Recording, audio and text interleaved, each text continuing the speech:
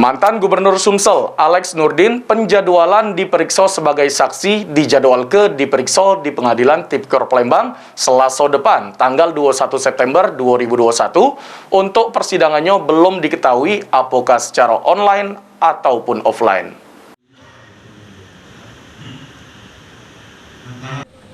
Terkait pemeriksaan saksi kunci jero kasus korupsi pembangunan Masjid Sriwijaya ini, pihak Jaksa Penuntut Umum sudah menjadwalkan manggil mantan Gubernur Sumsel, Alex Nurdin, untuk bersaksi di tanggal 21 September 2021. Pemanggilan ini dewek sudah disampaikan, tapi untuk proses pemeriksaan saksi Alex Nurdin dewek belum diketahui apakah dilakukan secara online ataupun offline.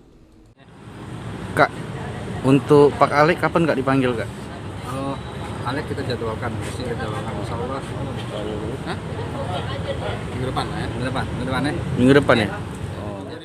Selain Alex Nurdin, masih banyak saksi yang belum diperiksa jero kasus ini, antara lain Jimmy Asidik.